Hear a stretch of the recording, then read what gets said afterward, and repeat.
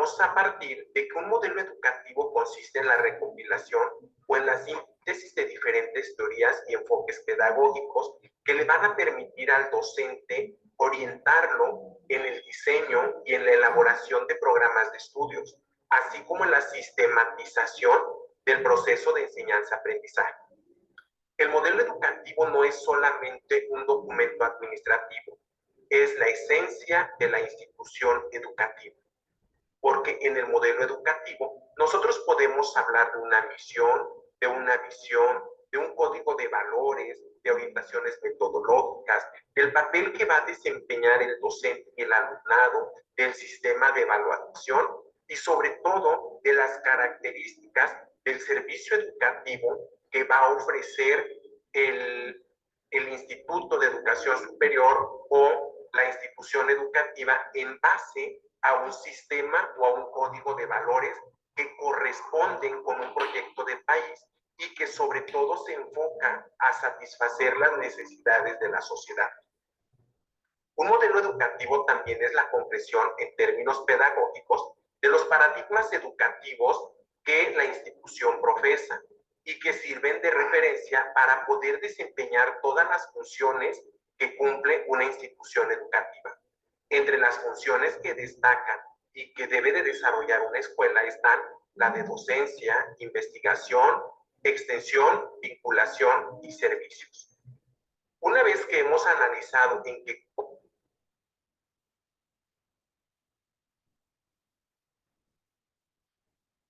consiste un modelo educativo, vamos a revisar algunas de sus características. Las principales características que van a definir a un modelo educativo es que va a ser flexible, es decir, lo vamos a poder adaptar a las características de nuestra población escolar y al contexto en el que se ubica nuestra institución educativa. Es perfectible, ¿por qué? Porque siempre podemos estarlo modificando de tal manera que corresponda realmente con el sistema educativo que está ofreciendo la institución.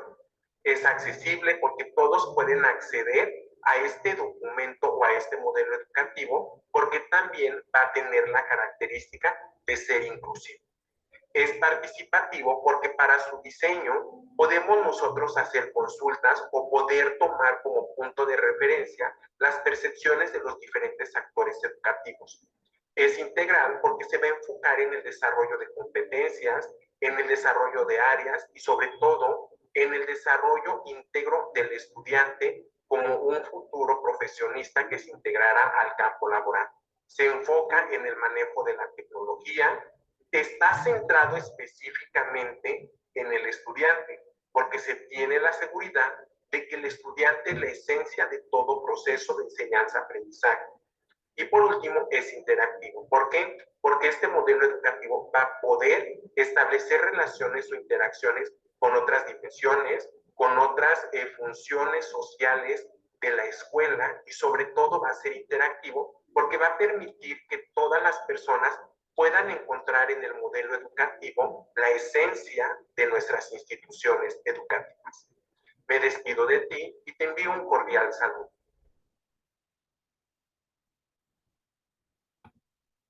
Bien,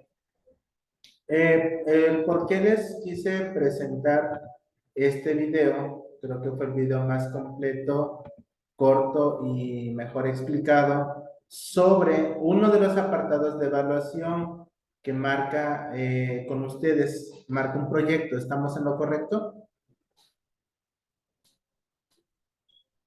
Sí. ¿Sí? Ok, el proyecto va a consistir en que ustedes van a elaborar a lo largo del cuatrimestre su propio modelo educativo. Hemos escuchado de modelos educativos, hemos escuchado sobre el nuevo modelo educativo, el modelo educativo 2016, el plan 2011, modelos educativos de otros países que pues nos venden y que decimos, ok, me gusta.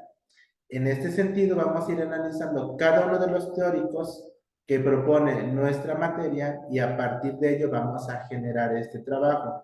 Precisamente hoy quise presentarles este video porque a partir de ahí es como vamos a ir adentrándonos a trabajar a la par los contenidos del cuatrimestre, pero también el proyecto, que al final de cuentas su proyecto va a ser su máxima evaluación para ustedes. ¿En qué va a consistir? En la medida que vamos a ir analizando a los teóricos, vamos a tomar como referencia a ellos. Y el último paso que él explicó sobre cómo debe ser o cuáles son las características que debe tener un modelo educativo es en donde nos vamos a centrar nosotros. Porque en la clase de hoy vamos a analizar algunos teóricos que, si bien es cierto, no tienen todas esas características, porque son teóricos pues que ya tienen un buen tiempo, que pusieron en marcha una forma de enseñar, una manera de educar. A partir de ahí, vamos a pasar a la siguiente pregunta. ¿En qué consiste o cómo se relaciona la educabilidad, ¿sí?, que nosotros vivimos en nuestros días con la educabilidad que fue para uno de los personajes que vio a Silver? ¿Quién vio a Silver?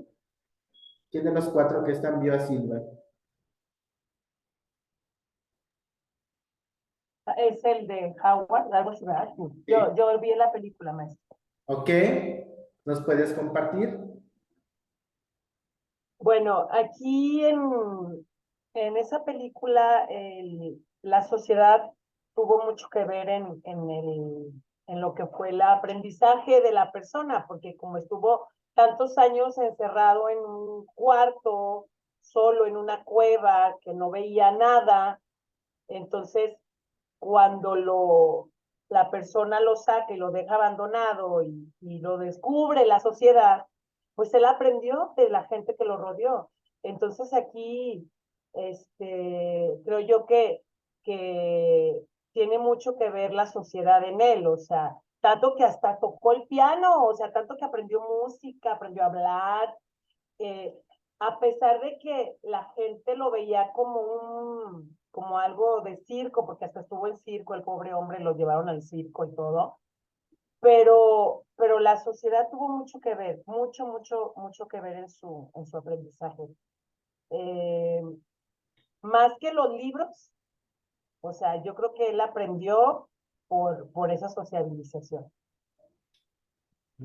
Y está muy interesante, aunque al final te dice que sí tenía algo, como que sí descubrieron que tenía como algo en el cerebro, porque no podían creer lo que había pasado con él cuando duró tanto, nunca dicen cuántos años tenía ni nada, pero fueron muchos años que estuvo en el cierre, entonces no sabía hablar, no sabía expresar, no es más ni pararse, hasta eso aprendió a caminar, a comer, o sea, siendo no un bebé, sino ya un adulto, porque se ve que era un adulto ya el hombre. Entonces sí, está muy interesante como formadores que somos de personitas. Creo que ahí nos podemos dar cuenta lo importante que es ese, ese contacto, ese aprendizaje que tienen los chicos de observar, de escuchar, de estar pues entre pares, con sus papás, o sea, con toda la gente. Está muy padre, muy interesante. Muchas gracias, Carmen. Flor, ¿nos puedes compartir acerca de la película? ¿Qué aprendizaje te dejó? ¿Cómo se relaciona con la educabilidad? Sí, profe, porque influyó mucho la sociedad porque estaba encerrado primero y pues no tenía contacto con nadie más que con pues ahí lo hacían ver como si fuera su amo, decían, pero después lo sacó del calabozo donde estaba y lo dejó como en el centro de una ciudad, no recuerdo el nombre, pero lo empezaron a enseñar hasta los niños se acercaban con él como a practicar o a decirle palabras así y él pues lo fue aprendiendo y ya hasta el final ya sabía tocar el piano, como dice Carmen, iba a reuniones con más personas y así, pero pues influyó mucho la sociedad para que él pudiera adaptarse. Mariana.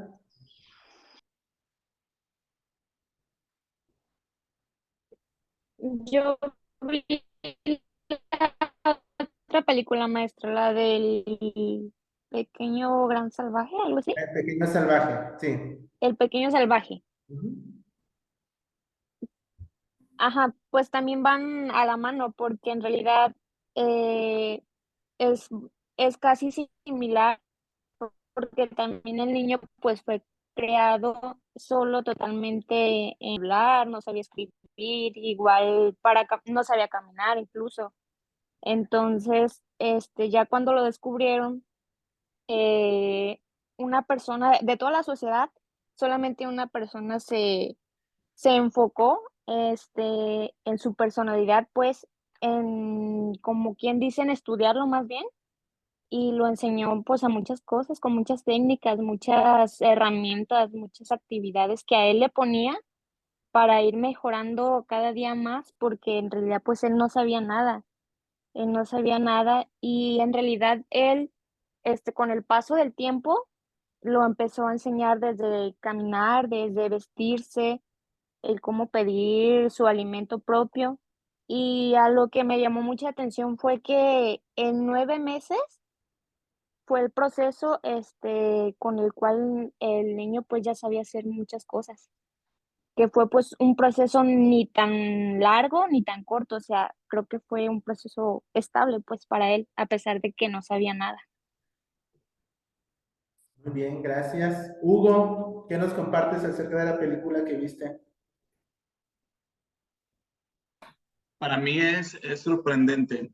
Fíjese, yo lo veo, bueno, me tocó la del niño salvaje. Yo lo veo como algo eh, común en la actualidad, cuando de cierta forma traemos un ritmo de enseñanza, un ritmo de aprendizaje y creemos que siempre va a ser de la misma manera. Entonces, cuando innovamos con algún detalle, podemos obtener un resultado que a lo mejor de la forma cotidiana o de la forma común también lo tendríamos, pero se va a alargar el tiempo. Sin embargo, si, no sé, lo repito, si innovamos, eh, creo que esto ayuda a que los que recibimos la información o los que enseñamos, tengamos la capacidad para que realmente sea significativo. El chavito pues, se comportaba totalmente como un animal y de forma injusta hasta la misma sociedad perjudicó también que no hubiera un avance más rápido con el niño, porque pues también de cierta manera era como atacado, ¿no? Por ellos, criticado, juzgado, señalado, muchísimas formas.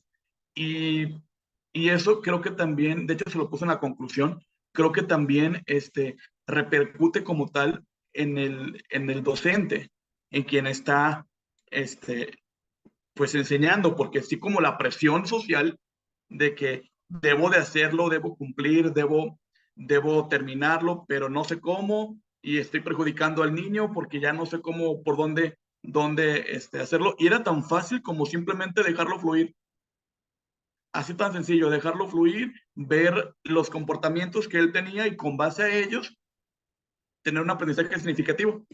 Entonces, es una película que de verdad a mí me causa mucha felicidad porque yo creo que mis compañeros lo saben, que desde que yo inicié la carrera yo siempre he estado en contra de, la, de las técnicas tradicionales, de la didáctica tradicional, mejor dicho. Siempre, totalmente en contra, porque creo y considero que los tiempos nos van dando las pautas para ir modificando ese tipo de didáctica. Entonces, pues, qué mejor. Y esta película lo tiene todo, así, tal cual como lo que creo en la película lo vi. Entonces está genial. Muy bien, muchas gracias. Sí, Bien, bueno, pues este tipo de aprendizaje, yo creo que más de uno de ustedes ya lo ha escuchado, se refiere al aprendizaje social de Bandura. Entonces, ¿cómo la misma sociedad influye y por qué quise iniciar con esto? Retomo lo primero. El modelo educativo que ustedes van a construir tiene que tomar en cuenta el contexto del alumno. Y eso es lo que hoy se nos está exigiendo a todos. Un modelo educativo que no toma en cuenta su contexto, no toma en cuenta su comunidad, es un modelo educativo que está destinado al fracaso. Entonces, he ahí donde ustedes van a ir rescatando todos aquellos elementos que les van a permitir incorporar a su modelo educativo. Hasta ahí, ¿dudas? ¿No? Bien, voy a No, hacer un profe. pequeño comercial en cuestión del material que les compartí durante en la semana, que es el cómo pueden hacer o utilizar el material que yo realicé para sus, si es que así lo quieren. Miren, funciona de la siguiente manera. Es un librito, me dice nada más que si ya se puede ver.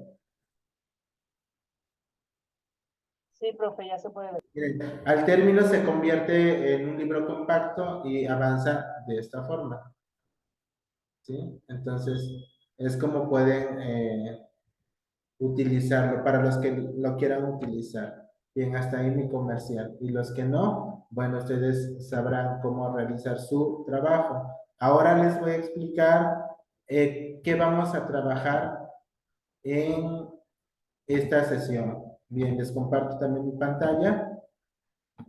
Vamos a crear después de cada teórico el siguiente trabajo. ¿Sí? A ver, ¿ya se puede ver mi pantalla? Sí, profe. Sí, maestro. ¿Sí?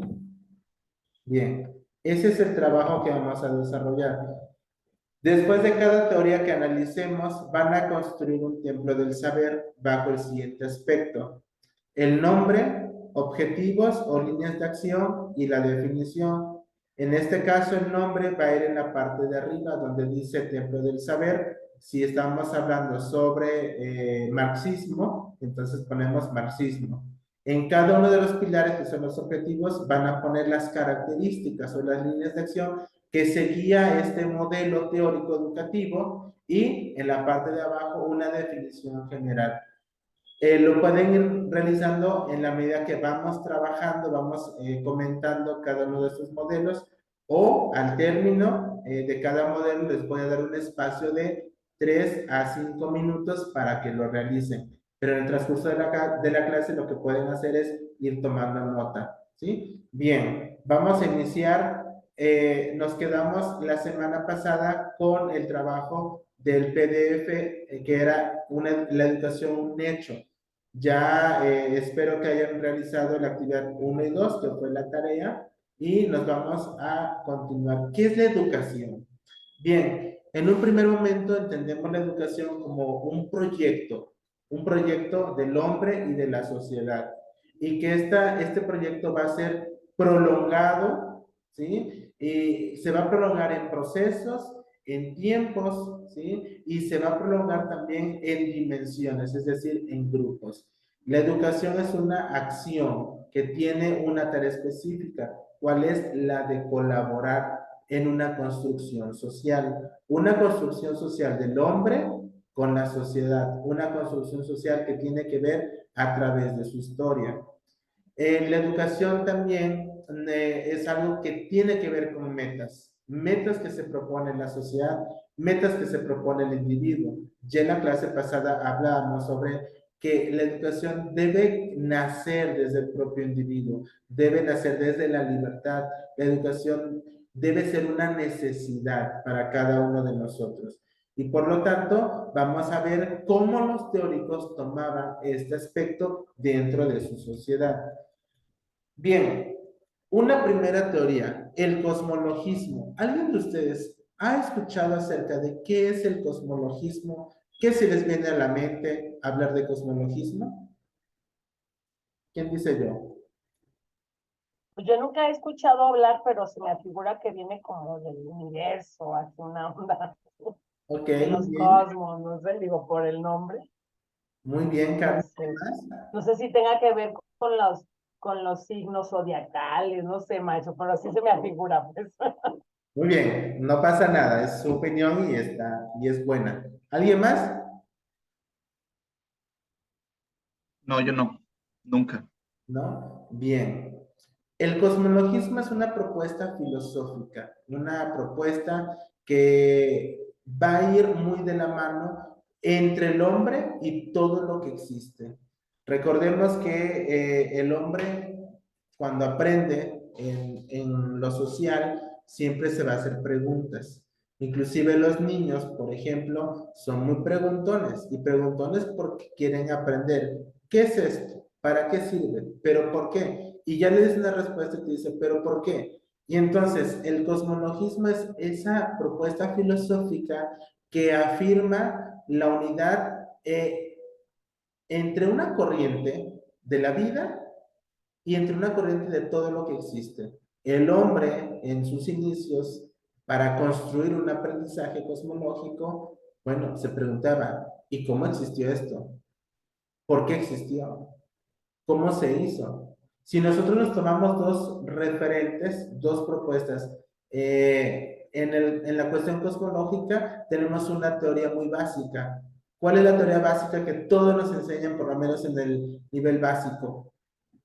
Pues el Big Bang. El Big Bang. En una propuesta teológica, para los que son religiosos, Pues que Dios nos creó en 7 días. correcto. Creó el mundo más bien en 7 días.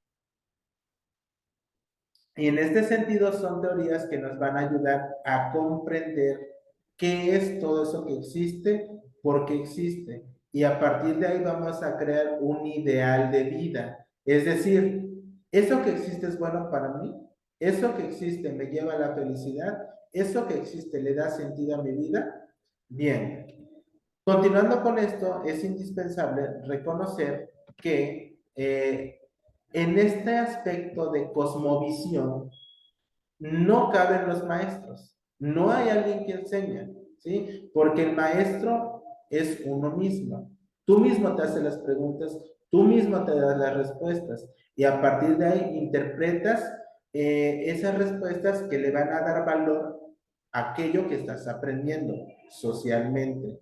Algo muy importante que destaca esta teoría es la libertad absoluta. ¿Qué quiere decir con la libertad?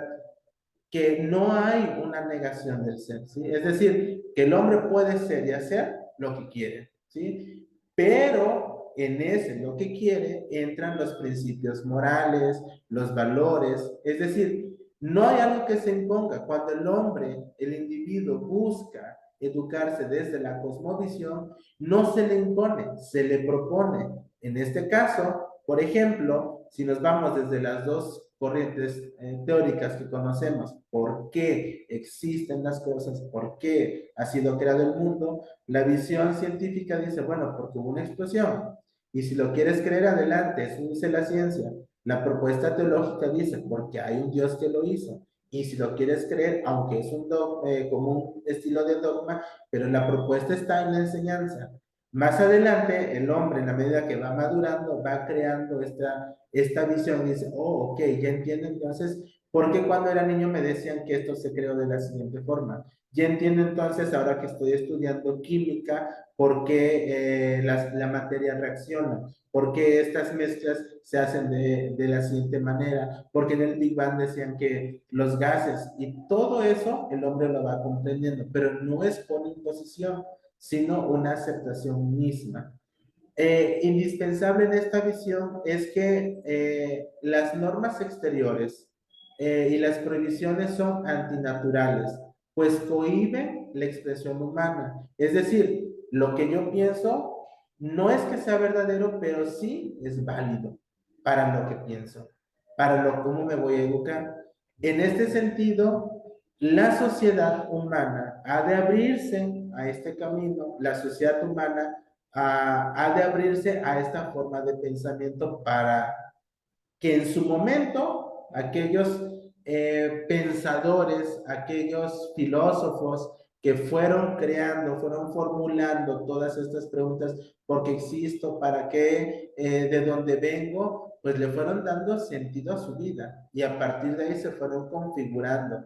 Uno de los filósofos, por ejemplo, Aristóteles, Manuel Kant y todos aquellos que fueron formulando esta cosmovisión, entonces entran no desde un paradigma ya dado, entran desde algo que van construyendo y a partir de ahí crearon sus propias teorías a partir de crear sus propias versiones de vida, sus propias formas de pensar, y por eso tenían discípulos, aquellos que creían en ellos y que les gustaba la forma de pensar de ellos. Hasta ahí, ¿dudas con el cosmologismo, la cosmovisión humana de lo que existe? No, ¿No? profe. No, profe. Bien, Profe, mándame. profe, en pocas palabras entonces, esta teoría eh, simplemente nos dice, como resumen o como conclusión, que todo lo ve por cada uno de nosotros, ¿verdad?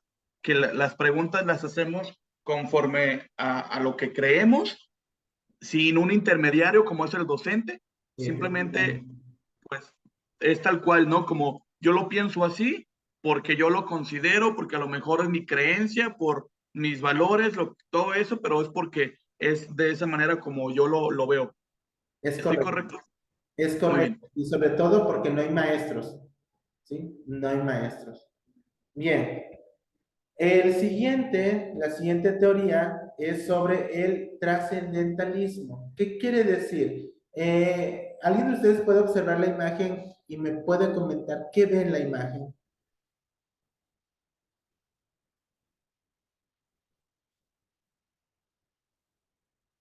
Es como un ajedrez, como un hombre sentado en una pieza.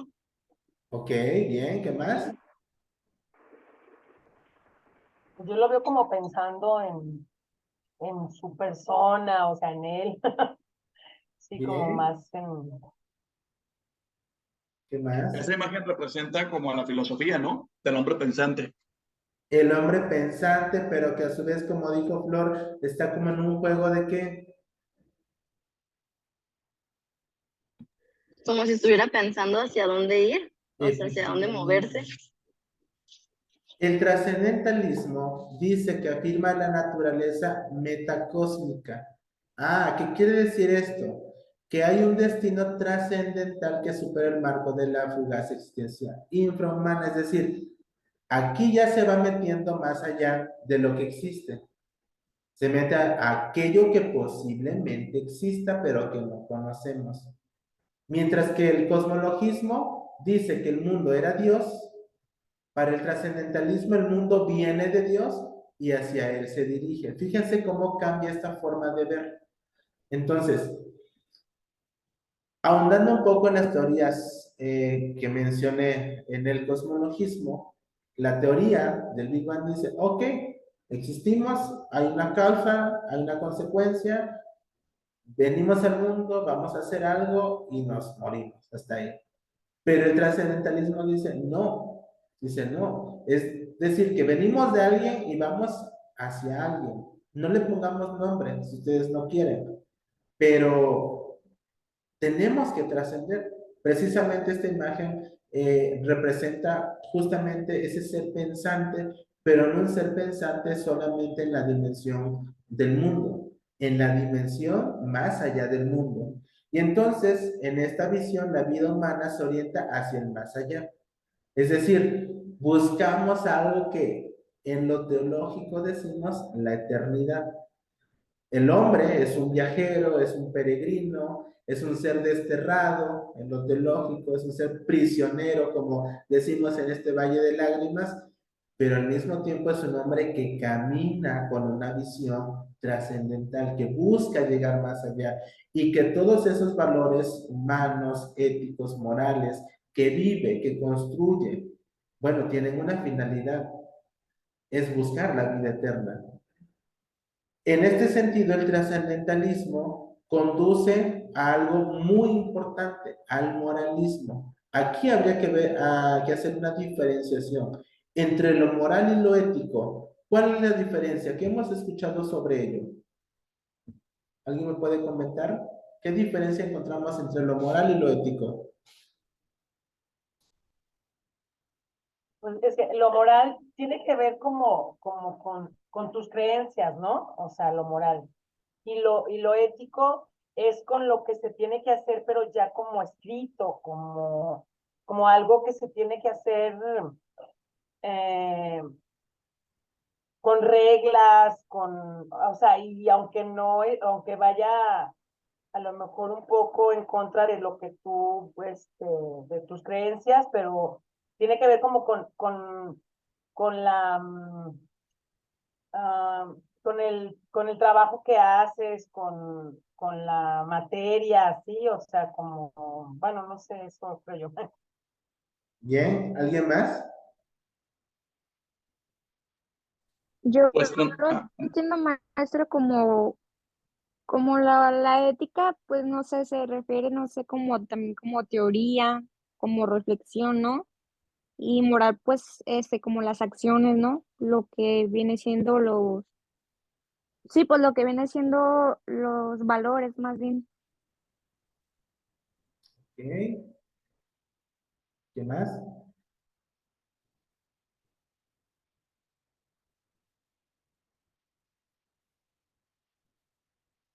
Bien, miren, lo ético es aquello mínimo indispensable que se nos pide para vivir en sociedad. Y lo moral es aquello máximo indispensable que se nos pide para vivir en sociedad, pero desde una creencia, como lo dijo Carmen. En este sentido, no importa la creencia, si es una creencia cristiana, budista, etcétera, etcétera. Lo moral se va a centrar mucho hacia el trascendentalismo. Es decir, quiero trascender como persona, ¿qué tanto bueno he hecho? ¿Qué tan malo he hecho las cosas? Hoy que daba una clase con adolescentes en la mañana, les hacía la siguiente pregunta, y es la misma que les voy a hacer a ustedes. Está el caso de un niño, ¿sí? Que tenía hambre. Se acercó hacia un puestecito donde había un señor vendiendo pan, un señor que se gana la vida vendiendo pan, y no pidió pan, lo robó. ¿Está bien o está mal?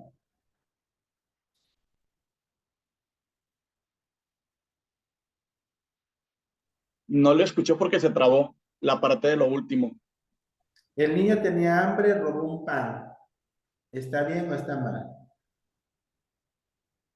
Para mí, yo le voy a hablar bajo por mi pensar. Yo digo que,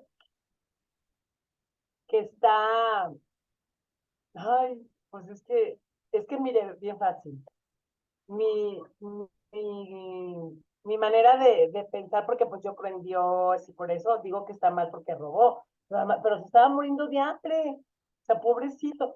Oiga, está como el caso de que se robó los atunes el señor en el súper y lo metieron a la cárcel y se lo robó porque sus hijos estaban muriendo de hambre y no tenía.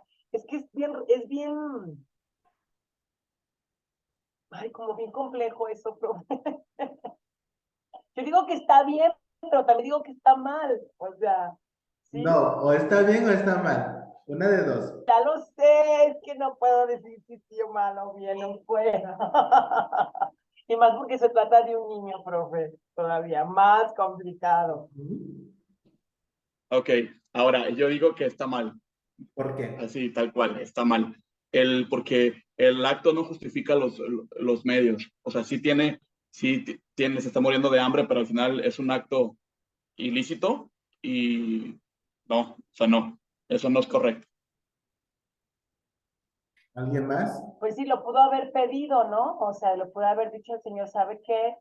Pues yo sé que con eso se está ganando la vida, pero tengo hambre, regálemelo, no se agacho.